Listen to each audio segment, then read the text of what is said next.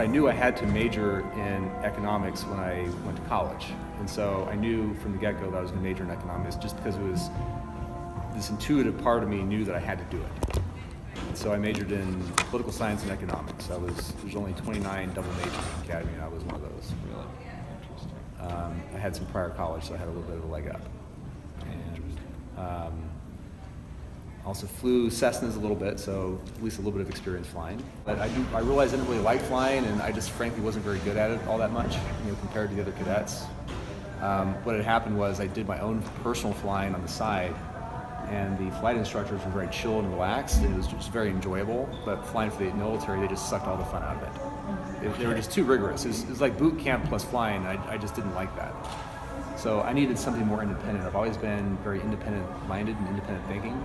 And so I went into Air Force financial management. I was a deputy financial services officer, so the number 2 in an office of about 45 people that managed $5 billion in annual financial transactions. So these are research and development. So the Air Force will pay MIT, MITRE, which is a research and development institution, Lockheed Martin, Boeing, all these folks to develop large-scale Air Force weapons systems. And so I was managing those transactions, government appropriations.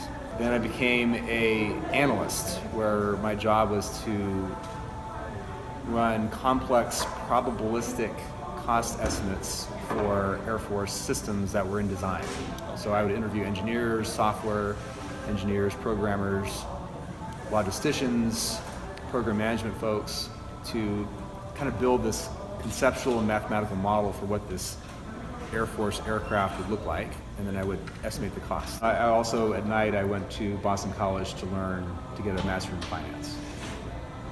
So I was learning about the U.S. financial markets, the debt and equity markets.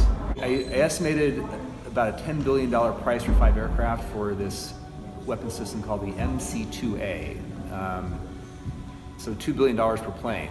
And I also said, you know what, it's going to take 3 times as long as you think, and you'll only have a 30% chance of even getting the software going. It was canceled after my estimate, so the Air Force decided not to build it.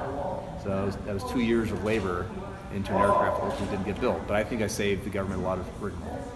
So they wanted to spend $200 million on software. I'm like, you know what, this is going to be about $1 billion software build, and you only have a 30% chance of success. So they canceled the program, and I go to Saudi Arabia, and my job was I was a budget officer, managing the team of folks that in turn managed a $35 million operating budget for the U.S. military in the Kingdom of Saudi Arabia. This is 2004 and 2005, so this is as we're invading Iraq, and there's still a lot of warfare going on, a lot of insurgency. There were bombs going off in Riyadh. So I was only there for 9 months. I left 3 months early. I had a year tour, but I left there for 9 months because I received a funded legal education program scholarship. So every year the Air Force sends 6 people to a university in the country on a full ride, fully paid law scholarship. Very, very competitive program that I got picked up for. And I could only go to public universities. So University of Washington, Florida State, and University of Hawaii were the 3 that I applied for. And opted to go to Hawaii for that.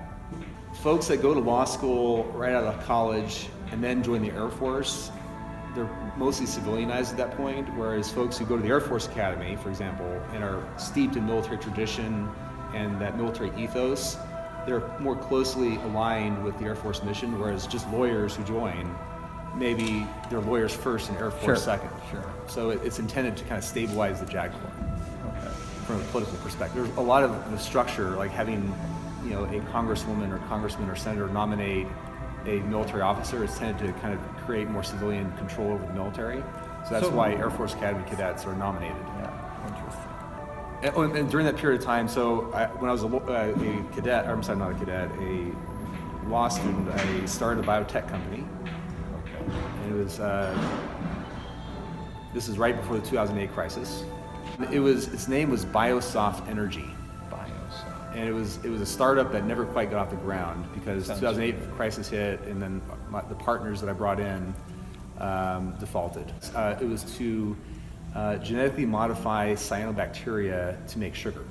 So it was a way of short-circuiting a lot of the stages of production in creating sugar from corn or from something else. So basically, it just create the sugar by excretion.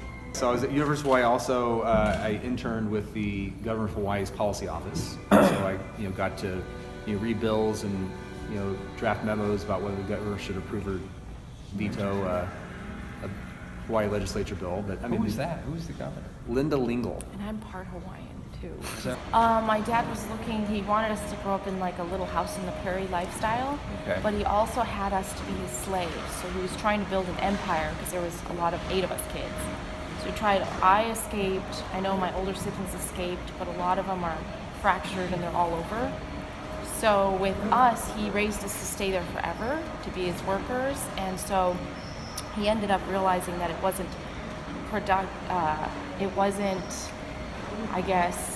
he wasn't going to get he was very money focused, that he wasn't going to get his value out of us unless he took us back to Illinois, where we ended up growing up there more, and then I ended up running away. So after I ran away, I landed in California for a little bit, and then I headed back here. So what happened was we didn't know where we lived. We weren't allowed access to cell phones, computers, anything. So it's like this place where I know if I could get back there, because he did end up taking us away from there, I know if we could get back there, I could figure out where it was. was it north of Billings, south of Billings? It was about 2 hours north, I think. But then I remember him moving us back to Illinois, and then I knew where that was because I saw signs and posts and different things. So it was a very odd situation. It's hard to even explain. I mean, I'm not afraid of him seeing it in the papers because of the things that went on in the home. But I've tried to tell my story before, and I wasn't well known enough to get it out safely, so he went after